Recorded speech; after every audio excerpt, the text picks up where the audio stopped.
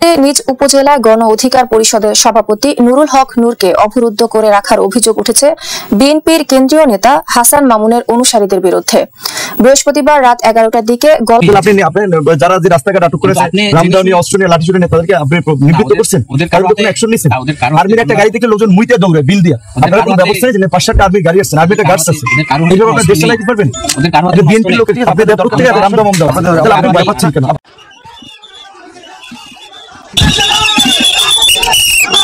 গলাচিপা উপজেলার পাতাবুনিয়া বটতলা বাজারে এই ঘটনা ঘটে।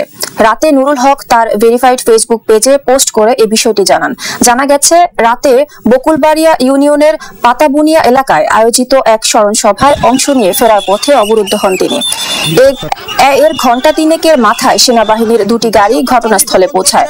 তবে রাত 1:30টার দিকে পুলিশ ও সেনাবাহিনী এসে সন্ত্রাসীদের রাস্তা থেকে হটাতে পারেনি বলে আবারও পোস্ট করেন নূর। এর আগে রাত 8টার দিকে বাজারে একটি আলোচনা সভায় চলাকালীন গণপরিষদ ও বিএনপির স্থানীয় নেতাকর্মীদের মধ্যে সংঘর্ষের ঘটনা ঘটে। পটুয়াখালীর গলাচিপার চরবিশ্বাস ইউনিয়নে বিএনপি ও গণ অধিকার পরিষদের কর্মীদের মধ্যে কয়েক দফায় সংঘর্ষ হয়েছে। এতে দুই পক্ষের অন্তত 30 জন আহত হয়েছেন। আপনারা এই 10টা থেকে এখানে আপনার 11টা থেকে পুলিশ আসলো, আপনারা আসছেন, আপনারা একটা বিএনপির সব নেতা না, বিএনপি বড়টা দল, সে কিছু লোকজন এদের কাছে আর্মি সারেন্ডার করে, পুলিশ সারেন্ডার করবে, তাহলে আপনারা এদের কাছে তো কেউ সারেন্ডার করছে না। আপনারা প্রোটেকশনের জন্য ডেকেছেন, আমরা আমাদের সাজেস্ট করছি যে বসে রাখুন। এখন যদি আপনি আমাদের ডিসিশন প্রোটেকশনের জন্য ডেকেছেন, আমরা বিকল্প রোডে পালাই যাব, আমরা বিকল্প রোডে পালাই যাব, আমরা চোরটা আমরা তো আপনাকে প্রোটেকশনের জন্য আপনি যারা যে রাস্তাঘাট আটক করেছে রামদাও নিয়ে অস্ত্র নিয়ে লাঠি ছুড়ে নিয়ে তাদেরকে আপনি নিবৃত্ত করছেন, অ্যাকশন নিছেন।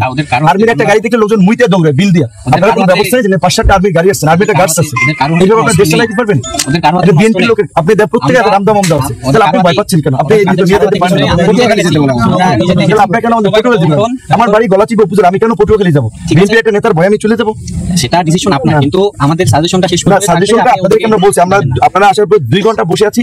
ওকে, আপনারা এখানে পটুয়াখালীর আর্মির গাড়ি আসছেন, 5টা পুলিশের গাড়ি আসছে, আপনারা কিছু লোকের ভয়ে আপনারা সারেন্ডার করছেন। তো নাগরিক হিসেবে আমরাই আমাদের জীবন মৃত্যু ঝুঁকি নিয়ে আমরা আমাদের বাসায় যাবো, গন্তব্য যাবো, আপনারা তামসা দেখেন। 2 ঘন্টা আপনাদের লোকজনেরা আমাদের যেমন তাদেরও প্রোটেকশন দেওয়ার দায়িত্ব তাদের কি অভিযোগ করছে? ওরা অভিযোগ করেছে আপনি রাস্তায় রামদাও লাঠি ছুড়ে নিয়ে পুরো গলাচিপা 10 মিনিট কত থেকে নিউজ টেলিভিশন আপনি দেখছেন, আপনারা অ্যাকশনের সব মুইতে চুনে দৌড়াইতে, আপনারা কিছু করছেন, আপনারা বসে রয়েছেন এখানে। আপনারা আমাদেরকে নরম পায়, আমাদের ভাই এই রোড দিয়ে যান, বিকল্প রোড যান, আমি আমার বাসায় যাবো না, পালাই যাবো, ঠিক আছে? আপনাদের দরকার নেই প্রোটেকশন, আপনাদের আমাদের নিরাপত্তা আমরাই নিয়ে আর কি। আপনারা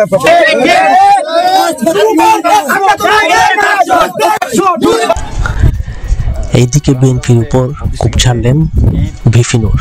নিজ এলাকায় অবরুদ্ধ জন অধিকার পরিষদের সভাপতি নুরুল হক নূর। গণ অধিকার পরিষদের নেতা জনাব বাদল মেম্বারের স্মরণ সভা গলাচিপা উপজেলায় সন্ধ্যা অনুষ্ঠিত হয়। সেই সমাবেশে শেষে 10:15টার দিকে গলাচিপা শহরে ফিরবে নুরু। সেই মুহূর্তে নুরু জানতে পারে এই গলাচিপায় 10 থেকে বিএনপির মনোনয়ন প্রত্যাশী নেতা জনাব হাসান মামুনের অনুসারীরা রাস্তায় গাছ ফেলে রামদা, হকি স্টিক, ইট এগুলো হাতে নিয়ে তারাই রাস্তায় অবস্থান নিয়েছে নুরুল হক নুরুর নেতাকর্মীদের উপর হামলা করার জন্য। এইসব কথা গণ অধিকার পরিষদের সভাপতি নুরুল হক নুরু জানান। এলাকাবাসী 1-1,500 লোক জড়ো হয়ে গেছে। আমরা চাইলে তাদেরকে প্রতিহত করে মোকাবেলা করে সামনে এগিয়ে যেতে পারি, কিন্তু এলাকায় একটা অনাকাঙ্ক্ষিত পরিস্থিতি, উত্তপ্ত পরিস্থিতি তৈরি হোক, সেটা আমরা চাইনি। যে কারণে আমরা প্রশাসনকে